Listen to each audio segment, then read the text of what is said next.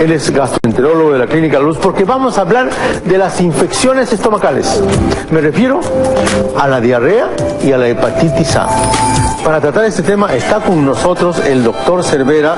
Él es médico gastroenterólogo de la Clínica La Luz. Doctor Cervera, muy buenas tardes. ¿Cómo está? ¿Qué tal? Es muy lamentable, doctor, que estas enfermedades azoten también a los seres humanos, a los niños especialmente en el Perú.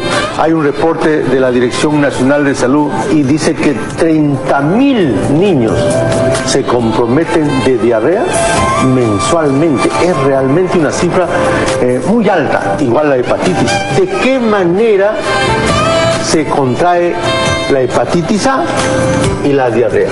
Doctor, hemos querido juntar estas dos patologías porque, si bien es cierto, son muy diferentes. La posibilidad de infección es muy parecida en ambos casos. Tener en cuenta que los datos que usted ha comentado, doctor, están relacionados a pacientes que en definitiva llevan una vida normal o viven en un país en vías de desarrollo como el nuestro, pero en un momento en el cual estamos con deslizamientos, con huaicos, pues estos números aumentan exorbitantemente. Es por eso que hay que tener mucho cuidado con estas enfermedades. Perfecto, doctor. Vamos a hablar del elemento fundamental, el agua. A partir del agua podemos preparar yogur en casa, jugos, cremoladas, helados y todo. ¿Cómo debe ser tratado el agua para evitar que nosotros tengamos diarrea o hepatitis A? Las infecciones por diarrea o por virus de la hepatitis A en este caso se producen porque no utilizamos aguas bien tratadas o en su defecto agua potable que utilizaremos de cara al uso de... Doctor, perdóneme, ¿qué significa agua bien tratada? Cuando abrimos el caño de nuestras casas vamos a ver agua potable. Es lo que habitualmente se encarga Sedapal para tener agua de cara pues a bañarnos y a ingerirla, pero antes de ingerirla lo que necesitamos es un punto más. Intentar fluorizarla en ese sentido, ¿no? Utilizar el agua, hervirla o en su defecto colocar algún otro insumo de cara a que en ese caso recién pueda ser bebible. Mejor dicho, tenemos agua potable y agua bebible. Agua cocida. Más o menos de esa forma. Agua cocida va a garantizar que yo prepare mis cremoladas, mi yogur o lo que quiera preparar con esta agua hervida. Exactamente. ¿Por qué hemos puesto todo esto aquí? Porque en definitiva, pues cuando tenemos estos deslizamientos y huaicos, la posibilidad de encontrar agua potable es mucho más difícil. Claro. Es más, se puede contaminar con inclusive los desagües y esto genera muchas enfermedades de cara a que no solo el agua, sino también las cremoladas, los yogures o todo lo que pueda ser preparado por nuestras manos puede estar contaminado. Está mal que nosotros cojamos el agua y cruda pongamos en estos recipientes en nuestra refrigeradora y de ahí nuestros hijos comienzan a consumir. De esta manera podemos obtener la diarrea o la hepatitis. Así es, para nada recomendable, doctor. Y también los vegetales, ¿no? Los vegetales, los tubérculos, los huevos, etcétera, pueden condicionar que si no están correctamente elaborados, producir muchas enfermedades. No solo la hepatitis y la diarrea, sino otras más. Entonces sí que es necesario hacer una prevención y limpiarlos adecuadamente. Los vegetales tienen que estar correctamente lavados y en estas circunstancias lo ideal es en 1 litro de agua, 1 gotita o 2 gotitas de lejía, nada más para que no se nos pase la mano y utilizar esa solución para limpiar los alimentos. ¿Agua hervida o no importa ya que no esté hervida? No hay necesidad de que sea hervida. En ese caso le da un insumo más para que sea bactericida. 1 o 2 gotas máximo de lejía. De lejía. Esto es importante, 1 o 2 gotas nada más, porque si no terminamos preparando venenos, ¿no es cierto? Muy bien, acá tenemos el pescado y carne roja asociado obviamente a sus papas fritas y arroz y camote y choclo. Aquí lógicamente tenemos que ver que estamos entrando a un restaurante y en definitiva tenemos que cerciorarnos o al menos se tiene que verificar que los alimentos estén correctamente elaborados, que el pescado que sea utilizado sea pescado del día o en su defecto que sea correctamente congelado, inclusive con la carne, porque en algunos casos se puede romper la famosa cadena de frío y esto puede condicionar muchas enfermedades. Esto es muy importante. El pescado es una carne que bien puede estar por horas en el restaurante, en la casa, pero conservado a temperaturas adecuadas. Así es. La cadena de frío va a garantizar el estado saludable del pescado y de las carnes también. Doctor, acá tenemos un gráfico muy bien diseñado por nuestra producción del programa, que también tienen interés de hablar de la clínica de la hepatitis A, Yo quiero preguntarle, doctor, porque es importante que los amigos que están viendo el programa sepan que si su hijo está con diarrea, saber usted cuándo debe llevarlo al especialista o quedarse en la casa solamente hidratándolo y esperar.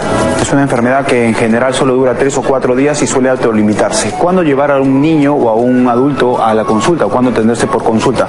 Pues muy importante, cuando el paciente no pueda tolerar la vía oral, el paciente no puede ingerir líquidos, en ese momento sabemos que no se va a poder hidratar por su cuenta, lo que va a necesitar probablemente es tratamiento médico especializado y por eso en ese caso debería recurrir a un médico.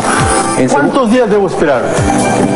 ¿Una deposición, un vaso de agua? ¿Cómo lo equilibro? Inmediatamente el paciente empieza con diarrea, la madre tiene que empezar a beber líquido, al menos 1 litro, tiene que hacer que el hijo empiece a beber líquido, 1 litro de agua al mínimo al día, que beba. Si en el momento ¿Puede ser en agua o en sopita? En agua, en sopa, en frutas. ¿Su leche o no? ¿Fruta también? Fruta también. Es un plato importante de repente. Hay una controversia o un mito de que hay que intentar evitar todo lo que sea frutas. Exactamente. En general, si está correctamente, si está limpio, no debería haber ningún tipo de problema al respecto. Pero lo fundamental es hidratación, bastante líquido de cualquier bebida rehidratante o inclusive los sueros de rehidratación oral que pueden encontrar en el Ministerio de Salud.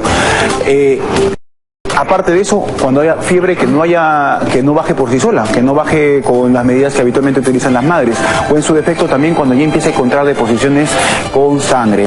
El 90% de hepatitis A no origina síntomas. Así, doctor. Solamente el 5 al 10% puede originar fiebre, color amarillento de la piel, pero solamente el 10%, o sea, quiere decir que casi el 90% de las personas no tienen ninguna molestia. Por lo general los niños suelen tener una molestia muy sutil, se llama una enfermedad viral, como decimos nosotros, puede tener un poquito de diarrea, un poquito de malestar general, el niño no quiere comer mucho, pero en general es muy inespecífico. Pero a los pacientes que verdaderamente le dan estos síntomas, pues por lo general suelen ser leves, ¿no? El 80% de las hepatitis A suelen ser leves y no requieren ningún tipo de intervención, pero en el otro 20% sí que requeriría algún tipo de intervención. Muy bien. Qué linda maqueta. Náuseas y vómitos. Náuseas y vómitos, un paciente que tiene una hepatitis viral del tipo A, pues también puede condicionar deshidratación, con lo cual también hay que tener mucho ojo con eso. Si el paciente no se puede hidratar por sí solo, inmediatamente a la emergencia o a un hospital. La persona que está con diarrea o con hepatitis no tolera vía oral, es lo fundamental. Eso es lo más fundamental seguramente del programa del día de hoy. Pérdida de apetito. Nosotros lo llamamos hiporexia, pérdida de apetito. El niño o el adulto pues suele, como una enfermedad viral, no querer comer, ha perdido la sensibilidad de los alimentos, el estómago tampoco, por el mismo dolor abdominal que podía condicionar la hepatitis, no le permite comer, con lo cual tiene menos hambre, pero en ese momento a nosotros no nos importa el hambre, lo que nos importa es que se hidrate, nuevamente, no hay necesidad de que coma mucho, ni mucho menos, luego habrá tiempo para eso, en este momento es momento de hidratar. Punto. Se está deshidratando, está perdiendo electrolitos, pero usted ya no tolera por la vía oral. En ese caso tendría que ser algo por vía endovenosa. Efectivamente. Tenemos orina oscura. Esto está íntimamente relacionado con la bilirrubina, ¿no? La bilirrubina es un residuo que se produce en la sangre y que finalmente metaboliza el hígado. Cuando hay algún problema hepático, la bilirrubina en la sangre, y la única manera de eliminarlo es por los riñones. Eso quiere decir que va a pasar hacia la orina y va a condicionar una orina oscura, color Coca-Cola, para algo que más muy mnemotécnico. Propio en las personas con una deshidratación importante. Sí, porque inclusive más oscura, doctor, más oscura, color Coca-Cola. Tenemos dolor abdominal, especialmente en el lado derecho, ¿no? El hígado es un órgano que más o menos pesa 1,5 kilos, está en la zona costal derecha. Así es, acá. Y que el dolor puede estar suscitado en esa zona, pero también puede ser un dolor difuso. Pero la gran mayoría de veces es en el lado derecho. Piel amarilla. Lo mismo que con el tema de la orina, ¿no? Como ha escapado bilirrubina hacia la sangre, pues el paciente se pone amarillo. Inicialmente las escleras, los ojos que se